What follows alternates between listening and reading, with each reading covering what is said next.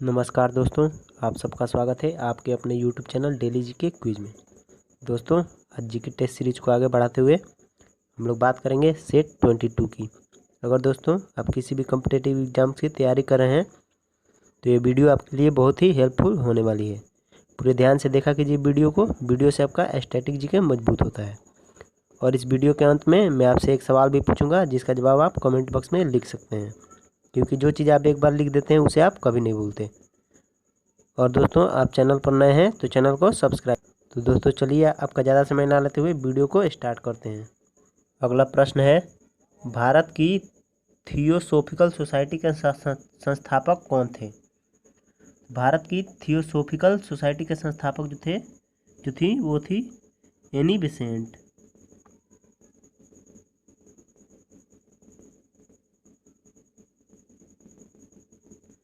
चलते हैं अगले प्रश्न की ओर। अगला प्रश्न है, वर्ष 1870 में भारतीय सुधार संघ के संस्थापक कौन थे? तो वो थे केशव चंद्र सेन। चलते हैं अगले प्रश्न की ओर। अगला प्रश्न है, कुमागा तमारू क्या था? कुमागा तमारू क्या था? तो वो था एक पोत। चलते हैं अगले प्रश्न की ओर। अगला प्रश्न है, निम्नलिखित में से कौन भारत के सामाजिक और धार्मिक सुधार में सक्रियता से नहीं जुड़े थे? तो वो थे भारतेंदु हरिश्चंद्र। चलते हैं अगले प्रश्न की ओर।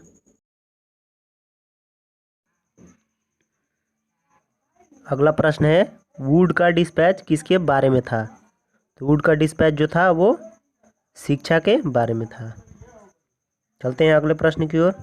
अगला प्रश्न है, दलित और पिछड़े वर्गों के सुधारक कौन थे? तो दलित और पिछड़े वर्गों के सुधारक जो थे वो थे doctor Bhimrao Ambedkar.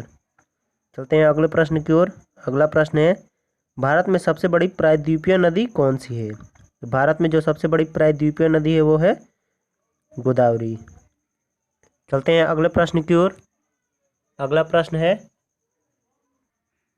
Damodar valley corporation क्या है? तो दामोदर वैली कॉरपोरेशन जो है एक संवैधानिक निकाय है। चलते हैं अगले प्रश्न की ओर। अगला प्रश्न है, कौन सी नदी अमरकंटक के पठार से निकलती है? तो अमरकंटक के पठार से निकलती है वो नदी है नर्मदा नदी। चलते हैं अगले प्रश्न की ओर।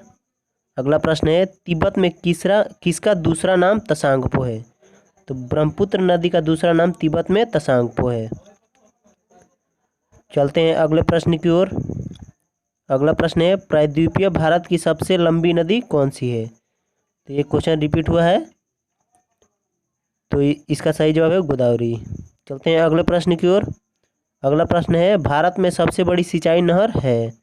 जो सबसे बड़ी सिंचाई नहर है वो है इंदिरा गांधी नहर।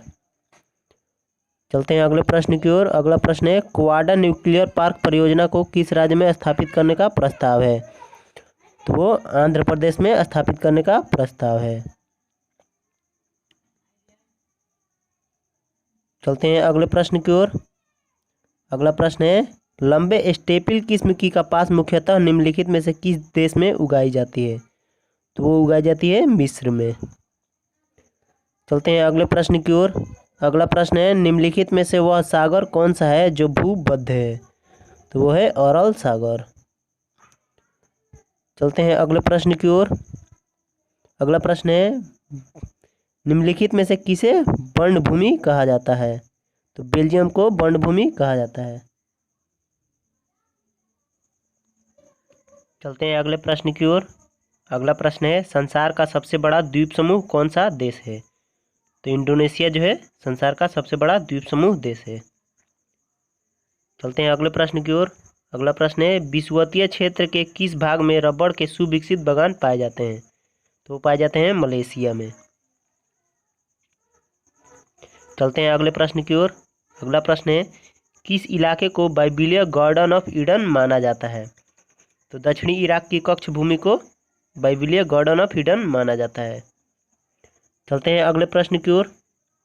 अगला प्रश्न है, निम्नलिखित में से कौन विद्युत तारलेखी का आविष्कारक है?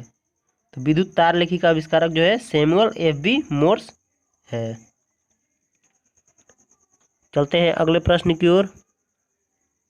अगला प्रश्न है, वायुमंडल में आर्द्रता मापने के लिए प्रयुक्त यंत्र को क्या कहते हैं? तो आर्द्रता मापने के लिए प्रयुक्त यंत्र को कहते हैं हाइग्रोमीटर। चलते हैं अगले प्रश्न की ओर। अगला प्रश्न है, निम्न में से किस वैज्ञानिक ने मेसोट्रॉन का नाम मेसोन दिया? तो वो थे डॉक्टर होमी जहांगीर भाभा। चलते हैं अगले प्रश्न की ओर। अगला प्रश्न है, एनीमोमीटर किसका माप करता है? तो एनीमोमीटर जो है वायु की गति का माप करता है।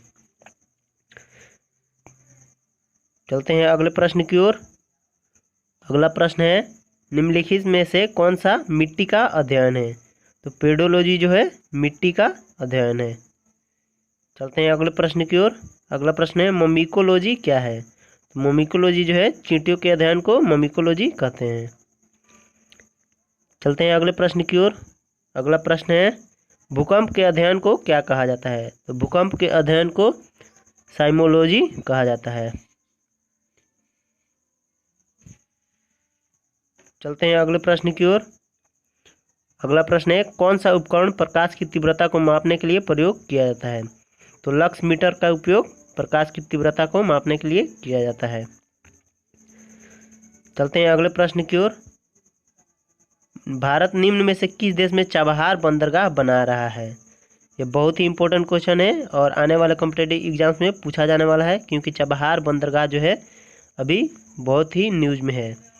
तो वो है ईरान में, जो कि भारत विकसित कर रहा है।